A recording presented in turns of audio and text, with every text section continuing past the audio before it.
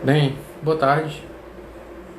Agora a gente vai daqui a pouco começar a falar um pouco sobre filosofia oriental, né? Mas antes a gente vai pedir para o pessoal compartilhar o vídeo, né? Nessa, nesse botãozinho para que a gente possa espalhar o máximo possível, né? A discussão e também fazer um pouco dessa questão da filosofia oriental ser mais discutida na filosofia em geral, né? Inclusive porque a filosofia oriental tem tido assim de certo modo tem tido um aumento, né, um crescimento na sua pesquisa, né? Mas antes de tudo, né, já são 5 horas, eu vou primeiro fazer as falas iniciais para que a gente possa, né, realmente diretamente ao assunto, mas na medida do possível a gente vai vendo aqui a participação, né, as questões que as pessoas podem trazer. Mas, primeiramente, eu queria dizer que nossa fala está dividida em 3 momentos. Né? O primeiro momento é uma apresentação geral, né? Vou falar um pouco sobre o programa, né? Que a gente pretende discutir aqui.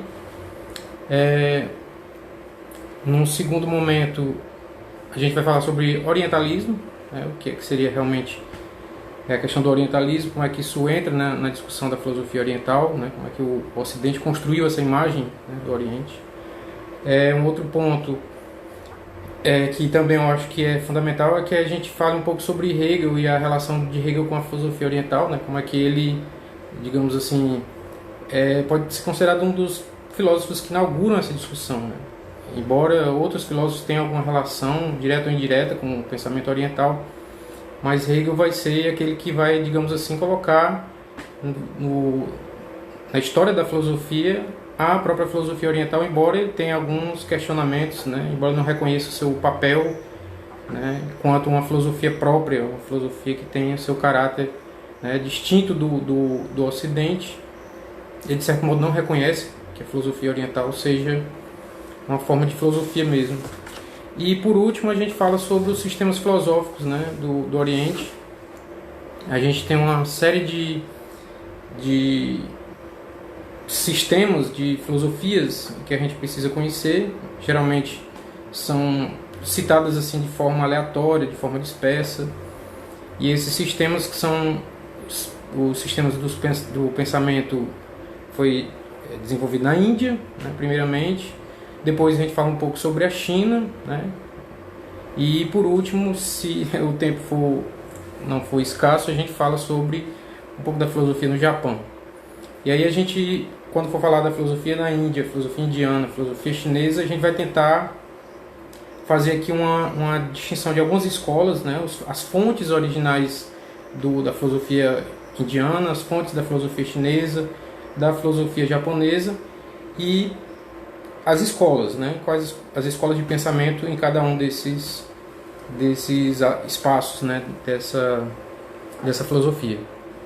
Então, basicamente é isso, né? São os 3 grandes escopos, né, da nossa proposta, que é falar sobre o orientalismo, essa relação Oriente-Ocidente, falar sobre a relação entre Hegel e a filosofia oriental, e por último, né, os sistemas de pensamento da filosofia indiana, chinesa e um pouco da japonesa. E aí, na medida do possível, até o final, a gente vai vendo a possibilidade de ver algumas questões, o que o pessoal tem apresentado como questionamentos, o que a gente pode contribuir nesse sentido. E deixe-me ver. Enfatizando, né, que a proposta é bem panorâmica, né, bem introdutória, não é exaustiva, né? Cada momento desse já daria uma discussão, já daria uma disciplina, né? Já daria um semestre de discussões filosóficas sobre o orientalismo, ou sobre a filosofia indiana, ou sobre a filosofia chinesa, ou sobre a relação entre Hegel e a filosofia oriental, ou mesmo sobre a filosofia japonesa, né? Que poucos conhecem, né? A gente tem algumas referências mínimas, né? E eu vou pedir só um minutinho de vocês aqui, só para eu pegar uma água, daqui a pouco eu volto, mas a gente já dá o pontapé inicial com a discussão toda, ok? Rapidinho.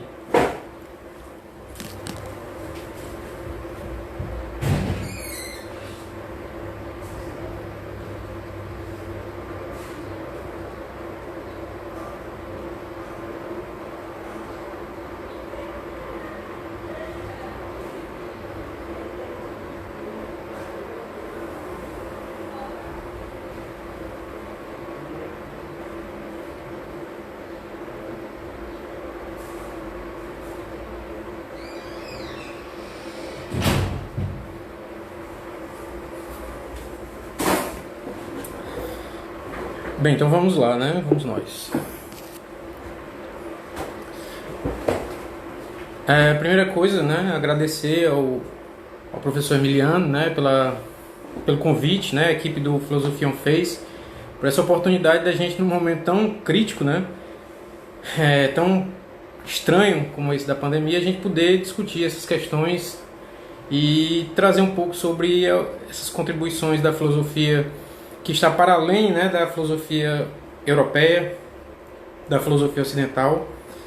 E agradecer também a equipe, né, que acredito que articula o Filosofia On fez, o pessoal da UES, né, nossos colegas da UES. Eu mesmo estudei na UES durante uns 6 anos, em 92, né, foi quando eu entrei na UES, e já na UES eu já tive esse contato com a filosofia oriental, embora assim de modo esporádico, né, não foi assim um curso, né, uma temática toda voltada para a filosofia oriental, claro. Em 92 eu entrei e dos primeiros professores que tratou desse tema foi o professor Reginaldo, né?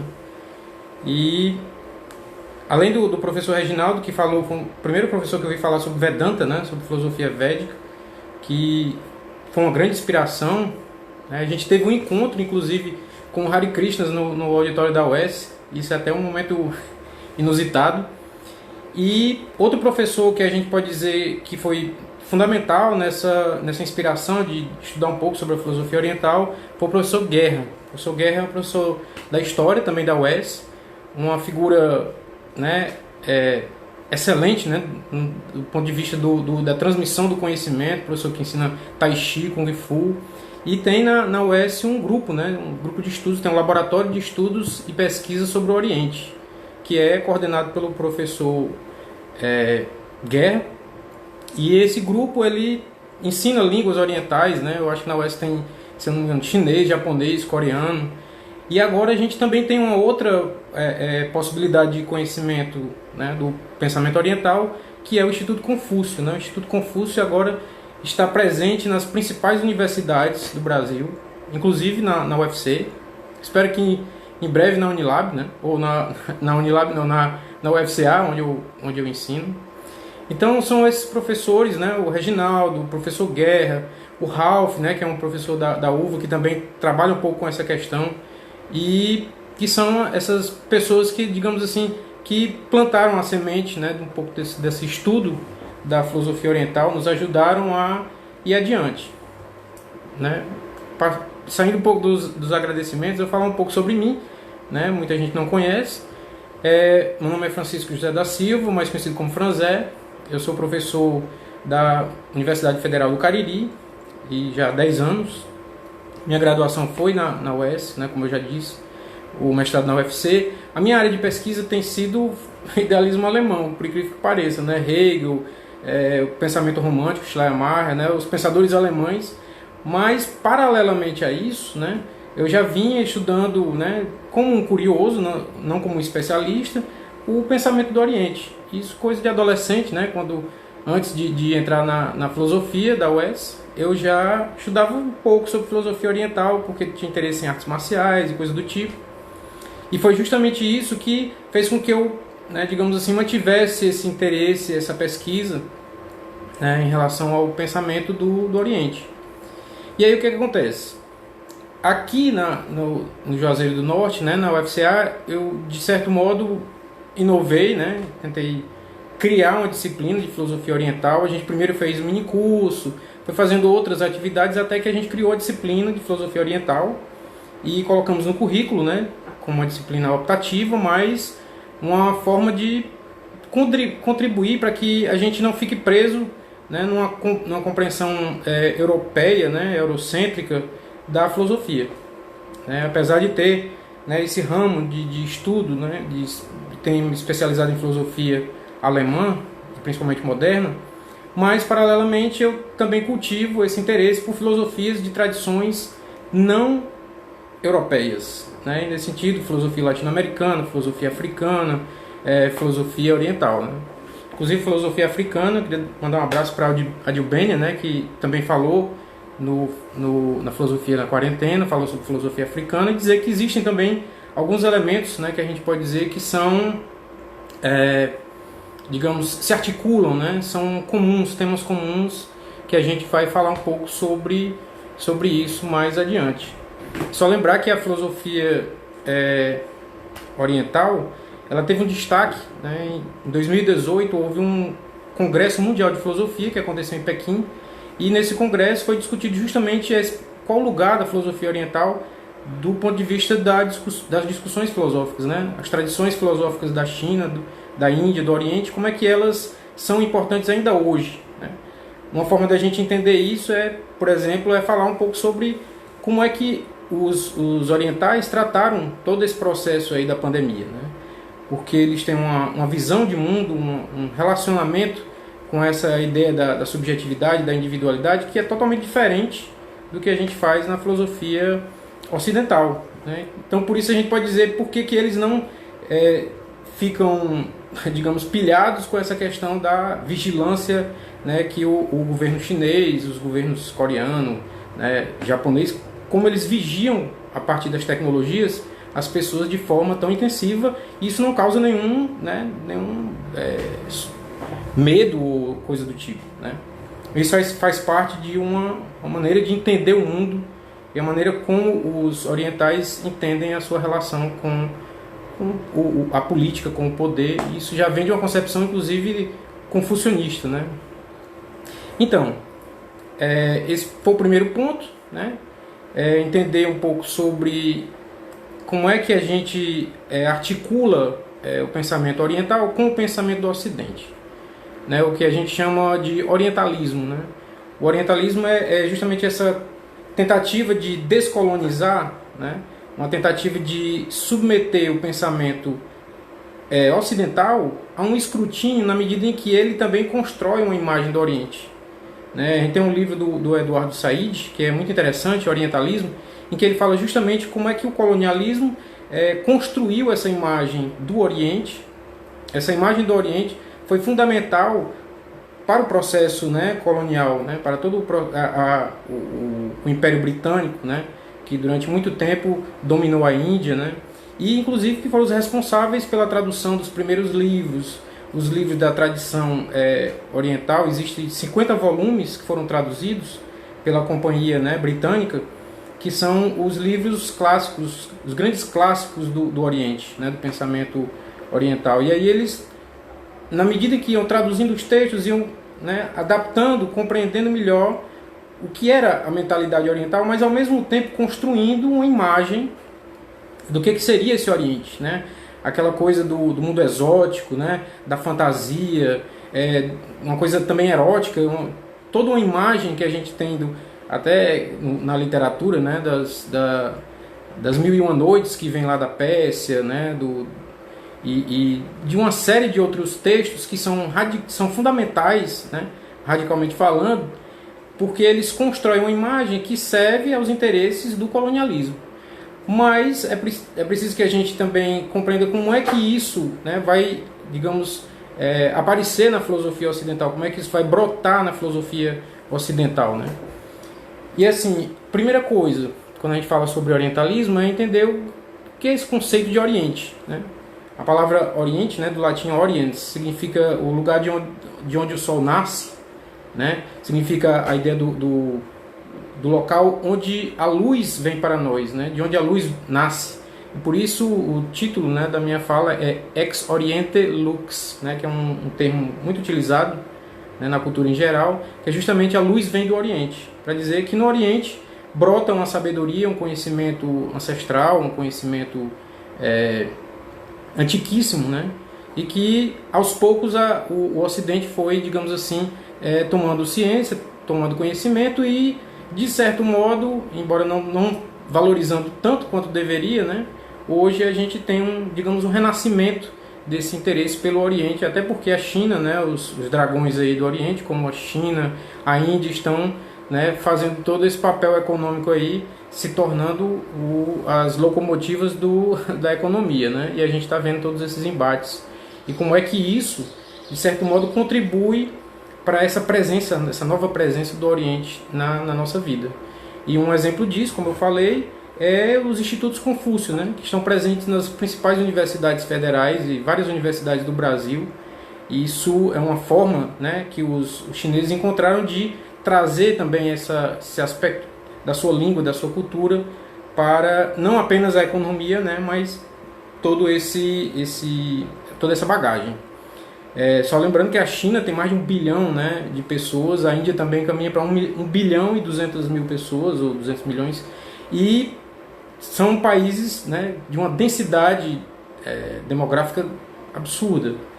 E além disso, né, com o crescimento econômico e tecnológico para além do que a gente pode até imaginar, legalmente falando, né?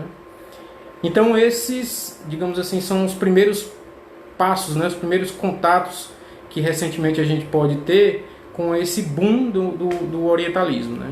Mas o boom do orientalismo ele já vem de muitas outras de outras épocas, né? Existe um boom orientalista já no início, né, da filosofia. A gente pode dizer que no período do helenismo houve um boom orientalista na medida que Alexandre o Grande, né, fez o avanço, né, do seu império, foi até a Índia, né? E é justamente essa articulação, esse diálogo com o pensamento da Índia, com a cultura indiana, que se espalhou pelo Ocidente a partir do período do helenismo. Então a gente vai ter em Plotino, a gente tem Porfírio, Pitágoras, a gente tem vários autores que foram, de certo modo, influenciados, ou pelo menos se supõe que foram influenciados pelo orientalismo nesse momento. Um deles, que a gente pode citar de forma bem clara, é o Pirro, né? Pirro, inclusive, esteve numa dessas aventuras, né, do Império Macedônico e teve contato com os chamados os sadhus, os filósofos nus, né, os gimnosofistas da Índia. E aí alguns autores, como por exemplo George Laërce, vai dizer que a gente encontra uma presença da filosofia oriental na filosofia grega, né? Então a gente vai ter influência em Demócrito, em Pirro, em Pitágoras, talvez até em Platão, né? Alguns autores citam isso, das viagens que esses autores fizeram à Índia, ou do contato com esses filósofos que vieram, né, justamente no período do helenismo. Então a gente tem esse primeiro contato. No segundo momento a gente vai ter, por exemplo, o período em que houve um grande comércio, né? As rotas para o Oriente, a rota da seda, né? E a gente vai perceber que o Marco Polo, com seu livro As Maravilhas, né, As Mil Maravilhas, vai trazer toda essa imagem exótica do Oriente. Como é que isso, né, vai ser uma influência profunda para a cultura moderna, né? Isso Marco Polo no século XIII. Mas já no século XVII, XVIII, a gente vai ver como é que a filosofia, o pensamento, a cultura e a literatura oriental vão estar presentes no pensamento de alguns filósofos do Ocidente, né? Vai haver uma articulação aí de ideias bem interessante. A gente pode citar, né, como exemplo o próprio Voltaire, né? Voltaire que cita várias vezes, cita os Brahmanes, fala sobre Confúcio, fala sobre os clássicos da literatura chinesa. Então a gente vê que no período iluminista, né, já no segundo momento, a presença da filosofia oriental é muito mais forte. Até porque o confucionismo e o pensamento político chinês é muito apreciado pelos iluministas como uma forma de dizer, olha, no Oriente já existe toda uma estrutura, né, digamos, de funcionalismo público, de administração pública, onde os sábios, né, os grandes estudiosos são aqueles que vão estar à frente, né, dos negócios do governo, né? E é justamente isso que vai chamar a atenção dos iluministas. A gente tem, por exemplo, entre as figuras do início da modernidade, a gente tem aqui o Malebranche, né?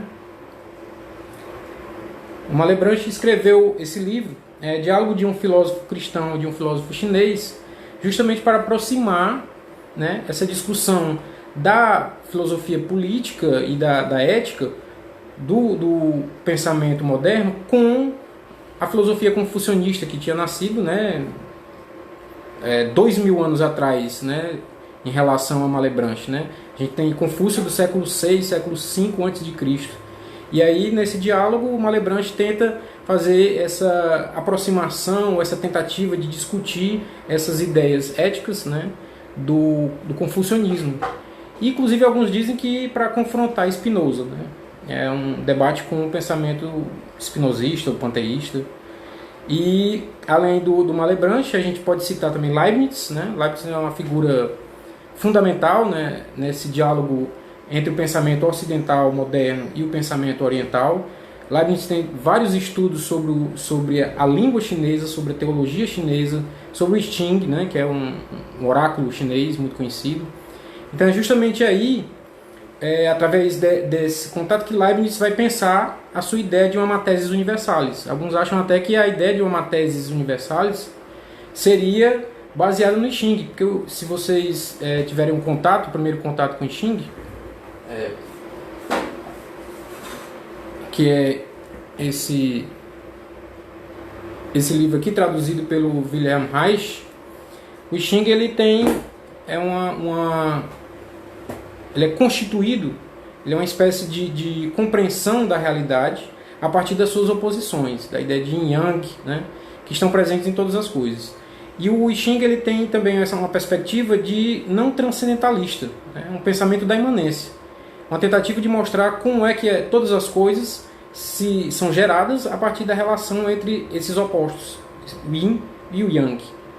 E a divisão do yin e yang, que são os dois, digamos assim, polos iniciais, ela vai se multiplicar em várias outras formas. É uma das primeiras que o I Ching vai trazer é os trigramas, né? São aqueles 3 tracinhos, né, que podem ser contínuos ou podem ser separados. Quando ele é separado, representa o yin. Quando ele é contínuo, representa o yang. Então, o yin e yang reunidos em cada trigrama vão formar 8 figuras, né? Os 8 trigramas, mais conhecidos como Bagua, que é justamente esse, né, símbolo aqui. E a partir desses 8 trigramas, a gente vai ter 64 hexagramas, ou seja, a união de 2 trigramas. E a partir disso, o I Ching vai ter, cada capítulo vai trazer justamente essa compreensão do que significa cada hexagrama e como é que ele está presente nas mutações, porque é justamente o título do livro, o livro das mutações, né? Então isso é um exemplo de como o pensamento de Leibniz vai dialogar, um pensamento também do I Ching muito próximo do que a gente chama da ideia do binário, né? A ideia de uma filosofia, de um pensamento binário que está na base da computação, da matemática, né, dos computadores. E aí a gente vê como isso vai ser fundamental. Então a gente tem Leibniz, a gente tem Malebranche, como eu disse, a gente tem Schopenhauer, né, que todo mundo conhece, né, que a presença do pensamento oriental na filosofia de Schopenhauer é essencial, né, não só na sua concepção metafísica, mas na sua concepção moral também. Ele diz que a ética dele está toda fundada nos Vedas e no Vedanta, né, depois a gente vai falar sobre isso. E já caminhando para o segundo ponto, né, eu fiz esse rápido esboço, né, digamos assim, dessa relação inicial do Ocidente com o Oriente na filosofia. E aí a gente vai para aquele filósofo que, digamos assim, é o grande, digamos, divulgador das escolas de filosofia orientais, que é o próprio Hegel, né? Embora a gente não tenha grandes estudos sobre isso, mas tanto na filosofia da história quanto na história da filosofia, o Hegel vai falar sobre o Oriente. E como vocês devem saber, já devem ter ouvido falar, Hegel apresenta o curso, né, o progresso da razão, como é que a razão se manifesta, como é que ela se concretiza historicamente. E aí ele divide a história em 4 momentos, né? O primeiro momento, que é o Oriente, um segundo momento greco-romano, um momento cristão e, por fim, o momento germânico, né, que vai, digamos assim, ser o ápice, né, vai reunir todos os elementos anteriores desse desenvolvimento da razão universal na história, né. Então, começa com o Oriente, né? A luz começa com o Oriente. Então, Hegel vai falar que no Oriente existe um pensamento que, na verdade, ainda está envolto numa substância absoluta, né? Ainda não consegue se compreender a subjetividade ou a individualidade, não existem direitos ou conceito de indivíduos, né? Então todos estão submetidos a uma totalidade, e essa totalidade pode ser concebida como o Tao chinês, concebida como o Brahman, né, na Índia, concebido como aquilo que é o pensamento do faraó no Egito, né, aquele que encarna, né, a presença da divindade, e todos estão submetidos a essa figura. Então não há a consciência dos direitos dos indivíduos, a essa consciência de que há uma individualidade. Estão submetidos, envoltos nessa substância única, que o Hegel vai dizer que é esse pensamento natural que predomina no mundo do Oriente, no despotismo oriental, como se chama, né, também no marxismo. E esse período oriental ele vai ser um período ainda de transição, ele ainda é o homem ainda está ligado, né, à humanidade, os povos estão ligados à natureza, e por isso os deuses, as divindades estão ligadas às forças da natureza, né? E aí o pensamento chinês indiano, para o Hegel, eles representam uma espécie de grande sonho, né, desses povos. É um pensamento onírico, fantástico, muito voltado para figuras, né, para a plasmação de figuras imensas, infinitas, né, como a gente pode encontrar nas imagens de Brahman, né, pensado como o absoluto, né, ou nas figuras de Shiva, né, a deusa de vários braços, deuses de muitas cabeças, né, essa representação de uma infinitude, de um absoluto que se representa na totalidade. Então, nessa, os indivíduos têm que se, digamos, incorporar nessa totalidade, e ainda não são reconhecidos como indivíduos com, digamos, direitos pessoais ou subjetivos. E é justamente por isso que no pensamento oriental, segundo Hegel, ainda não há esse desenvolvimento da racionalidade subjetiva, da racionalidade reflexiva, que vai permitir o surgimento da filosofia entre os gregos. Não é nem subjetiva, né, na verdade, mas reflexiva, né? Então, por isso que para Hegel a filosofia começa no Ocidente, começa com os gregos e não no Oriente. Embora o Hegel reconheça, e está justamente no primeiro volume, né, da história da filosofia, nesse primeiro volume ele vai ter algumas páginas em que o Hegel vai se dedicar, essas páginas, a tratar da filosofia do Oriente. E ele vai dizer o seguinte, como não dá tempo da gente citar, né, porque ainda tem muita coisa para frente, mas ele vai dizer especificamente que as imagens das divindades, do absoluto entre os orientais, é que vai permitir já uma primeira concepção, né, uma primeira visão de algo ideal, embora ainda seja abstrato, né? Então é aquela ideia de que existe universalidade, mas uma universalidade ainda abstrata, ainda não tem concretude, ainda não foi determinada pela particularidade nem pela individualidade. Então é justamente aí que o Hegel diz, existem no pensamento do Oriente, na filosofia do Oriente, filosofemas, e não uma filosofia mesmo, uma filosofia própria. Então são esses filosofemas, digamos assim, que são o ponto de partida para se pensar essa filosofia oriental, que o Hegel vai dividir. Ele vai falar sobre o pensamento indiano e o pensamento chinês, né?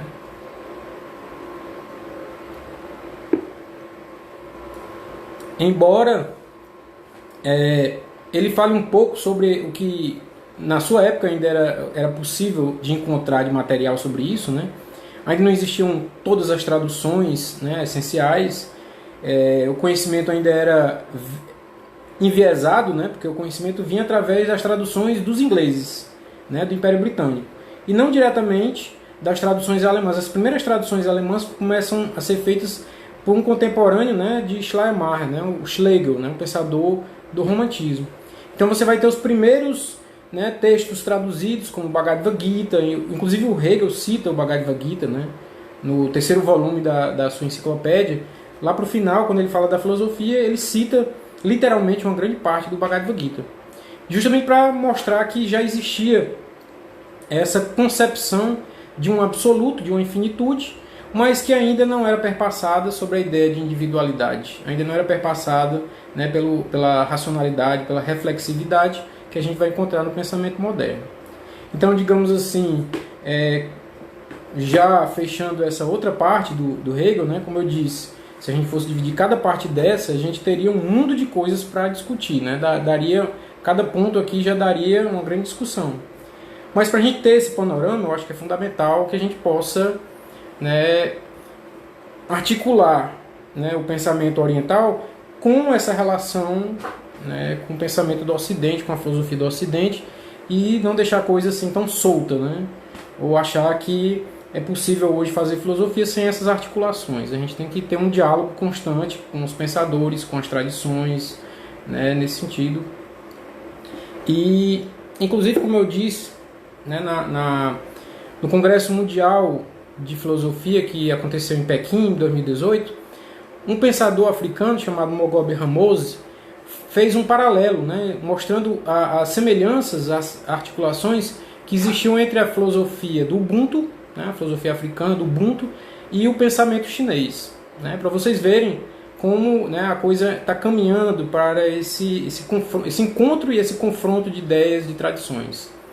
Né, a gente teve, ano passado, o primeiro congresso internacional no Brasil de filosofia intercultural, que também traça um pouco dessas tradições não ocidentais, não europeias de pensamento, ou seja, filosofia latino-americana, filosofia africana, filosofia oriental.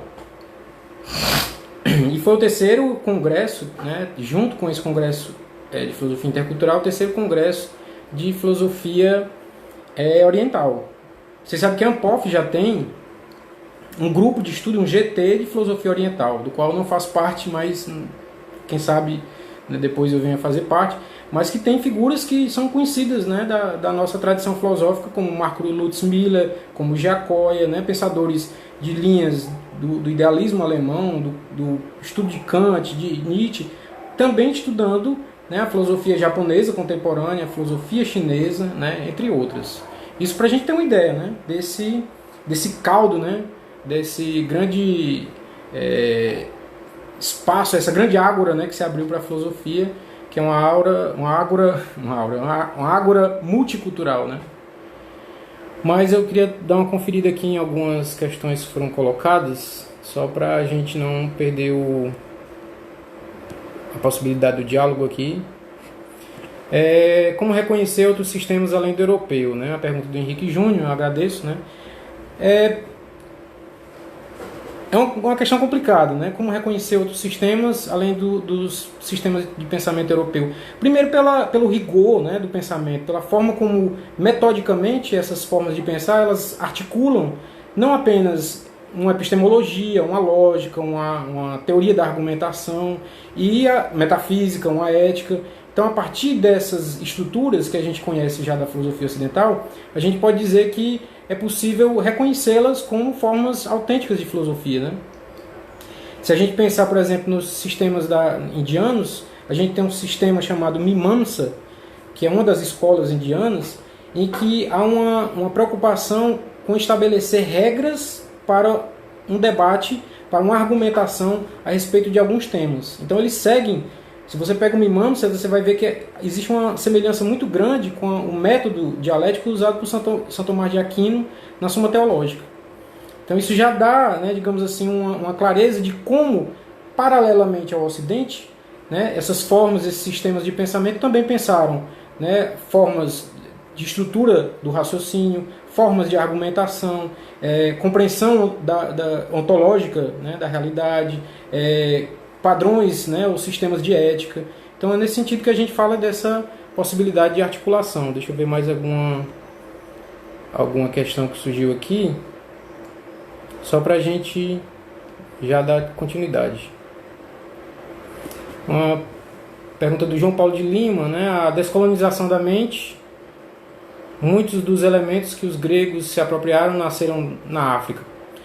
Nenhum problema com isso, né? Inclusive é interessante a gente saber que existem alguns filósofos da filosofia intercultural, como Raul Fournier Betancourt, né, que é um filósofo cubano, que trabalha justamente essa discussão de uma transformação da própria autocompreensão e do estatuto da filosofia. O Betancourt ele vai dizer, por exemplo, que a filosofia hoje deve ser compreendida não mais como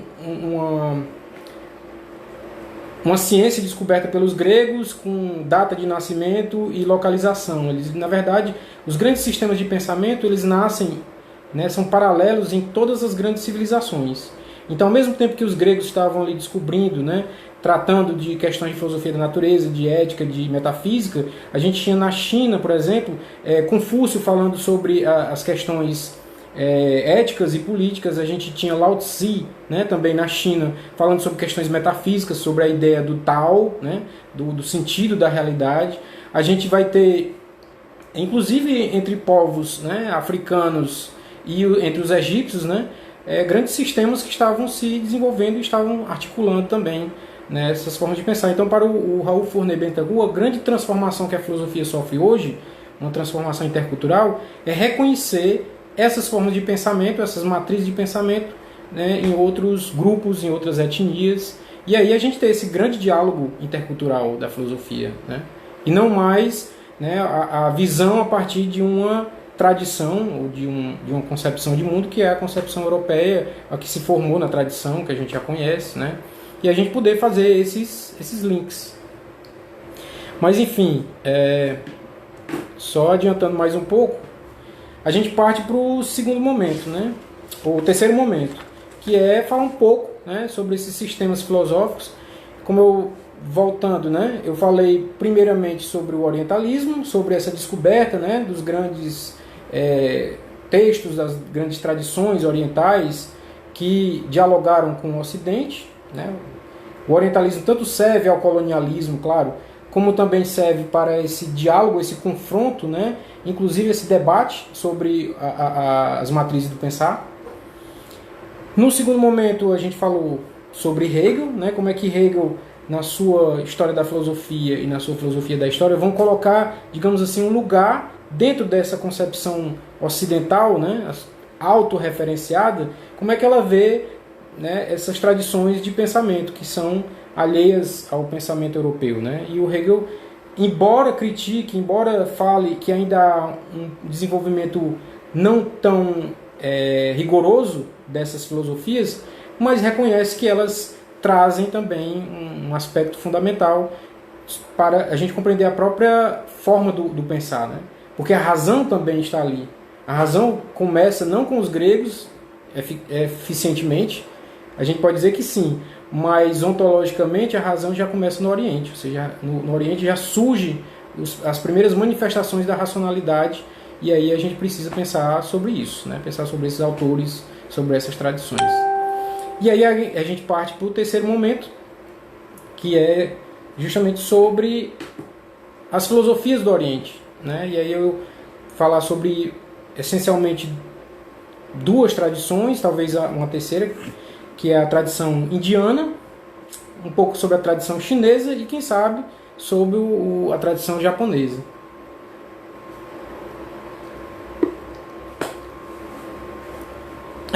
O primeiro, digamos assim, dificuldade, o primeiro problema que a gente vai esbarrar é justamente na questão das traduções. A gente já tem hoje muitas traduções de várias obras que são conhecidas, que são fundamentais, como Bhagavad Gita, como os Upanishads, como o Tao Te Ching, né? A gente tem várias traduções, os Analectos de Confúcio. A gente tem várias dessas traduções, algumas mais próximas, né, mais voltadas para os originais, outras mais, né, devocionais, ligadas a alguma tradição religiosa, né? E se você pega a tradição indiana, você tem toda ela, a tradição clássica, escrita numa língua chamada sânscrito, né, que está ligada ao indo-europeu, que é uma língua dessas que está relacionada a todo um conjunto de línguas que estavam presentes desde a Índia até a Europa, né? O indo-europeu, digamos assim, é a raiz fundamental, é a protolíngua que está presente nas grandes línguas do Ocidente.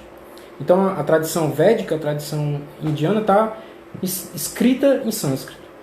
A tradição chinesa já está na língua chinesa, no mandarim, que não é uma língua indo-europeia, mas uma língua sino-tibetana, e que tem particularidades também que são muito complexas, né, no que diz respeito à compreensão dos textos. Por exemplo, a não existência de um verbo no sentido do verbo ser, né? Um verbo utilizado é o verbo ter ou existir. E o chinês, como uma língua tonal, né? Uma língua que tem 4 tons, então você tem a palavra ma, dependendo da entonação que você dá, ela tem outro significado, né? Então é uma língua monossilábica, cada palavra é uma sílaba, uma língua tonal que tem 4 tons básicos e que tem uma imensidade de caracteres, de ideogramas, que você precisa compreender como é que eles se articulam, né, na sua escrita. E depois você tem a língua japonesa, que é uma outra língua de uma outra raiz, que é chamada as línguas altaicas, está mais próximo das línguas ali das ilhas, né, ligadas à Oceania, etc. Então, que também tem, né, tirou alguns dos seus ideogramas do chinês, mas guarda suas particularidades internas. Ou seja, esse é um primeiro, digamos, a primeira dificuldade, né, um primeiro passo para se aproximar do pensamento oriental. Se você não quer pegar esse viés, né, que o Ocidente deu do pensamento oriental, se você quer realmente se aprofundar nessas tradições, se você quer lê-las a partir delas mesmas, e não a partir do que os filósofos da tradição ocidental disseram, ou como o pessoal chama o Schopenhauer de Buda alemão, né?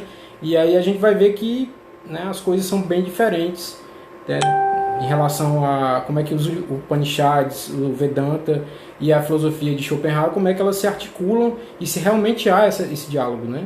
Se não há uma apropriação. Mas enfim, a primeira grande tradição que a gente pode falar aqui é a tradição indiana. A Índia, como vocês sabem, é um país, né, imenso, né, um país que tem, atualmente foram calculadas pelo menos umas 700 línguas diferentes na Índia. Mas o essencial da tradição filosófica indiana, a tradição clássica, né, que a gente compreende entre os séculos 8 a.C. e digamos até o século 20, uma boa parte delas escrita especialmente em sânscrito, né? E aí a gente tem algumas fontes originárias, né? Alguns textos que são os textos fundamentais dessa tradição, a partir do qual ela se articula. Então o que é que a gente vai ter como fontes originárias do pensamento da Índia? A gente vai ter os grandes épicos, que são em torno do século 4 a.C., como o Ramayana e o Mahabharata. São essas duas. A gente tem aqui duas versões, né, digamos, resumidas desses textos, porque só o Mahabharata, para se ter uma ideia, ele é a Ilíada e a Odisseia juntas, multiplicadas por 3, né? É um texto absurdo de imenso, né? Um texto que traz muitas repetições, mas que são textos fundamentais, são 2 épicos, né? E dentro do Mahabharata, um dos capítulos que vai se tornar o grande clássico da filosofia indiana vai ser o Bhagavad Gita, né? O Bhagavad Gita, que é o texto, né, conhecido como Evangelho de Krishna, como, né, a Bíblia do Oriente, coisas do tipo, né? Então esses textos são textos épicos, eles trazem narrativamente, literariamente, aquilo que vai estar presente filosoficamente em outros textos, né, nos textos mais antigos. Então isso é só para a gente ter esse primeiro, né, essa primeira ideia de como é que se insere essa literatura indiana na filosofia. Os primeiros textos que a gente tem, né, conhecimento, que são fundamentais, são os Vedas. Veda é um termo sânscrito que significa conhecimento, sabedoria.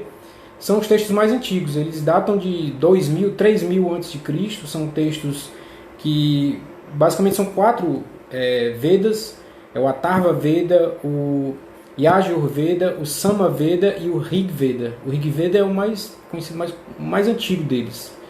E trazem poemas, canções, odes, fórmulas mágicas, orações. São um conjunto de textos litúrgicos, essencialmente. Na sequência dos Vedas, a gente vai ter uma explicação filosófica desses textos, que são os Upanishads. Foram escritos em torno de 800 a.C., ou seja, anterior aos filósofos gregos, vizinho ali de Tales e de Pitágoras. Os Upanishads são os primeiros textos filosóficos que a gente pode considerar. A partir deles, aí a gente tem toda uma tradição, que é chamada de tradição védica, né, ou filosofia védica, porque ela bebe na fonte dos Vedas. e os Upanishads como seus textos filosóficos. Então, dentro dessa tradição indiana, a gente tem duas divisões, né? Tem uma divisão que é chamada as escolas ortodoxas, que estão de acordo com os Vedas, né? E tem as escolas que são heterodoxas, que são, digamos, distintas, separadas ou em oposição aos Vedas, né? As escolas ortodoxas são chamadas de Astika. As escolas em si mesmo, ou a ponto de vista, ou a filosofia indiana é chamada de Darshana. Então são Darshanas Astika, ortodoxas, e Darshanas Nastika, heterodoxas. Então são essas as duas divisões entre as escolas de pensamento indiano. E quais são as ortodoxas, né? As ortodoxas a gente vai citar aqui rapidamente, só para a gente ter esse panorama, essa noção, né? São o Yoga, que todo mundo, né, no Ocidente conhece a partir do yoga, do Hatha Yoga, né? O yoga que, enquanto uma espécie de ginástica, formas de postura e tal, mas o yoga não é isso, né? Apenas isso, né? Então a gente tem o Yoga, a gente tem o Samkhya, a gente tem o Vedanta, tem o Nyaya, tem o Vaisheshika e o Mimamsa. São 6 escolas, né, digamos assim, ortodoxas, porque seguem a tradição dos Vedas. Cada uma delas tem a sua particularidade. O Yoga, ela diz respeito a uma disciplina, um ascetismo da mente, que busca a unidade com o absoluto. Então as práticas corporais, elas são, digamos, alguns artifícios para que você chegue a essa unidade, a essa, né, digamos, essa união, essa unidade com o absoluto. O texto fundamental do yoga é o Yoga Sutra, né, de Patanjali, que é do século V a.C. Então é um texto que é contemporâneo dos filósofos gregos, né? O Samkhya é uma tradição que vem de um cara chamado Kapila, né, um dos primeiros a escrever sobre o Samkhya, embora o Samkhya já estivesse presente nos demais textos, né, pelo menos em teoria. E o Samkhya é o que divide, é uma espécie de teoria, né, do real. Ela divide o real em duas formas, que é o Purusha e o Prakriti, ou seja, o espírito e a materialidade, a naturalidade. Então, isso é só para a gente ter essa compreensão do Samkhya. O Nyaya é o que a gente pode chamar de a lógica, né, da filosofia indiana, porque está presente no Nyaya Sutra, né, de Gautama, em que ele desenvolve todas as formas do pensamento, as formas do raciocínio, como é que se compreende o mundo, como é que se apreende o mundo e como é que se articula isso logicamente. Ou seja, os silogismos, raciocínios, sofismas, da mesma forma como os gregos, né? E esse texto, Nyaya Sutra, é do século II, né? Depois a gente tem o Vaisheshika, que é uma cosmologia, um sistema cosmológico, desenvolvida por um cara chamado Kanada, no ano 200 a 400, mais ou menos, a gente tem aí o desenvolvimento desse sistema. Tem o Mimamsa, que é como eu falei antes, o Mimamsa é uma espécie de estudo litúrgico, mas que ao mesmo tempo está fundado numa argumentação dialética, né? Então são questões litúrgicas que são feitas a partir de um debate dialético, né? E o responsável pelo Mimamsa foi o Jaimini, no século II a.C. Então essas são as 6 escolas ortodoxas da Índia. Então é Yoga, Samkhya, Nyaya, Vedanta, Vaisheshika e Mimamsa. Eu deixo o Vedanta por último, né, que o Vedanta é mais falado, mais conhecido, né, de alguns autores. E o que seria o Vedanta? Né? O termo Vedanta significa o final dos Vedas, a meta dos Vedas, a finalidade dos Vedas. Então o Vedanta é como que a tradição filosófica mais especulativa, né? E aí ela divide a realidade, existem 2 correntes dentro do Vedanta, mais conhecido como filosofia védica, né? O monismo absoluto, que é chamado Advaita Vedanta, e o dualismo, que é o Dvaita Vedanta. Do ponto de vista do monismo absoluto, o autor mais conhecido é Shankara, que é um autor do século VIII d.C. E do Dvaita, ou seja, do dualismo, do Vedanta do dualismo, a gente tem Madhva, que é um autor do século XV, né? Então, são essas as escolas ortodoxas do pensamento indiano, E aí eu vou passando adiante para as escolas heterodoxas, para falar um pouco sobre as três rapidamente, para que a gente possa falar do pensamento chinês, que são o jainismo, que é do século VI a.C., né, do Mahavira, o budismo, que todos conhecem, né, fundado por Buda, né, no século V a.C., e do materialismo indiano chamado Carvaka. Então são três escolas que são heterodoxas. Por que elas são heterodoxas? Porque elas são distintas, né, digamos assim, do pensamento védico. Elas vêm de uma outra fonte, que é a fonte originária da Índia, chamada da filosofia dos Drávidas. Porque os Vedas, a filosofia védica, ela é dos invasores que vieram do norte, os indo-europeus, que eram chamados de Árias, né, que todo mundo já deve ter ouvido falar. Então, basicamente, são essas as escolas, né, o panorama das escolas do pensamento da Índia, né, e tem como fonte os Vedas. Do pensamento chinês, né, e se não der tempo de responder mais alguma questão, no próprio comentário depois eu tento responder. A gente tem as tradições chinesas, né, que vem de um período que vai do século, basicamente, né, do século V a.C. até o século II a.C., essa filosofia clássica chinesa, em que você vai ter algumas escolas, né, 6 escolas, né, fundamentais. E quais são os clássicos da China? O clássico, né, fundamental é esse que eu citei, o I Ching, né, que é o livro das mutações, é um dos clássicos, porque existem o livro das odes, o livro da história, o livro da música, né, e o livro das mutações. Então o I Ching é considerado o primeiro dos grandes clássicos, porque ele é adotado, porque ele é a grande metafísica, né, é o grande sistema que explica toda a realidade. E a partir dele, né, outras formas de pensamento chinês vão se desenvolver. E quais são as principais escolas? A gente tem a escola no pensamento chinês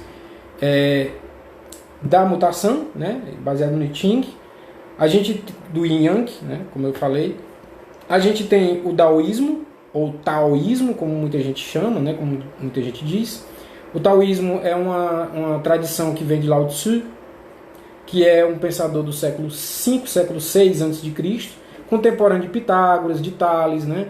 Então Lao Tzu é um pensador, digamos, metafísico, né? Mas que tem uma visão um tanto mística, uma visão um pouco...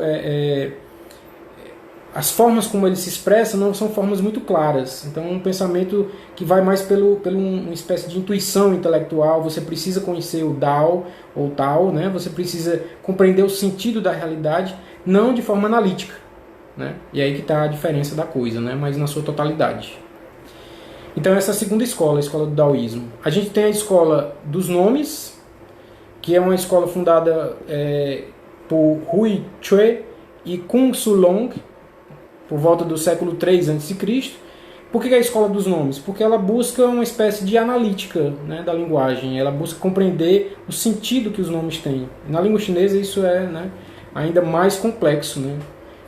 A gente vai ter uma outra escola chinesa também chamada de Moísmo, que é a escola de Mozi. Mozi, ou Moti, é um dos pensadores também do século V, né, a.C., que traz justamente uma crítica, um debate com o confucionismo, né, na sua visão muito voltada para a família, para os ritos, né? Então o Mozi ele faz uma crítica ao confucionismo. Já que a gente falou no confucionismo, né, a quinta escola de pensamento chinês é o confucionismo, também conhecido como escola de Han, porque Confúcio, que viveu justamente entre o século V, né, antes de Cristo, Confúcio ele tinha basicamente duas virtudes básicas que ele, né, fundamentava a sua filosofia, que era uma espécie de compaixão, o amor, mas muito ligado à ideia de família, né, que isso é muito forte na tradição chinesa, e a outra virtude que é o Li, que é o respeito aos ritos, né, ao segmento dos ritos. Os chineses eles são muito ligados a essa coisa da ritualística, principalmente do ponto de vista da política, né, e da ética. Depois a gente tem uma outra escola, que é a escola das leis, de um cara chamado Han Fei Tzu, que trata justamente da administração, né, do império, porque a China era um grande império, né, conhecido como o Império do Centro, e eles procuravam compreender sociologicamente como é que se articula, né, a compreensão do domínio político. A gente tem um exemplo de um texto fundamental para isso, que é a Arte da Guerra, né, de Sun Tzu. A Arte da Guerra é um manual que não trata apenas de guerra no sentido prático, né, mas na guerra enquanto estratégia, enquanto articulação do pensamento. E por último, a gente tem o budismo, né? Como eu falei, o budismo ele nasce na Índia, ele tem as suas ramificações na Índia, como o Mahayana e o Hinayana, né? As duas tradições, mas na China ele vai se dividir em uma série de outras escolas, né, de budismo, como a escola Tantei, a escola Chan, a escola Madhyamika, a escola Huaiyuan. Então essas são as principais, mas a mais conhecida, né, é o chamado o budismo Chan, né, que é voltado para essa questão da meditação.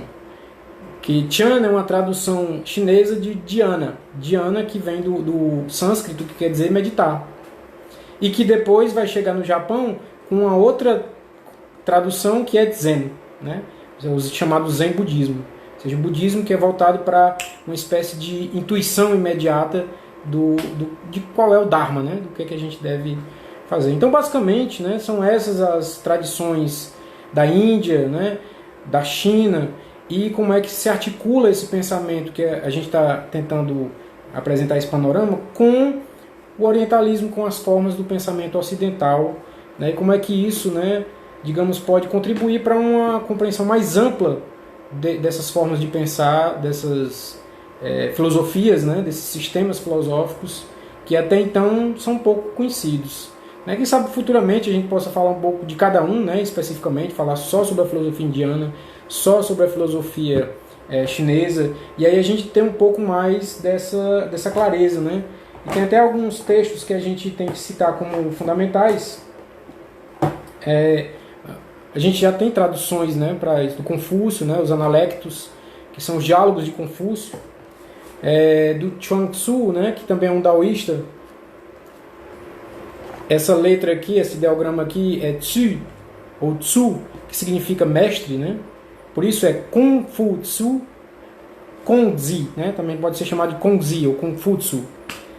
Por isso que todos os grandes mestres chineses são Chuang Tzu, Mo Tzu, Kung Fu Tzu, porque esse Tzu significa mestre, né? E o nome, geralmente o nome chinês é engraçado, primeiro é o sobrenome, não é o nome que vem primeiro. Então, quando você vê nos filmes de luta chineses, tem Wong Fei Hung. Wong é o sobrenome dele, não é o nome primeiro. Então, essas diferenças culturais que a gente precisa, né, aos poucos aprender, né, para, digamos assim, conhecer melhor o que está por trás, né, dessas formas, dessas tradições de pensamento. Porque a gente queria apenas fazer esse grande panorama, esse grande, né, esse breviário, né, para que a gente depois possa, digamos, aprofundar mais, seguindo essa linha, né, de articulação com o pensamento ocidental, entender como é que a tradição chinesa, indiana e japonesa, que não deu tempo de falar, né, é tão rica, né, tão cheia de nuances que o pensamento ocidental ainda está descobrindo. Né, mais uma vez eu agradeço o professor Emiliano, né, pela proposta, né, pela convite, né, pela possibilidade de a gente falar um pouco sobre isso.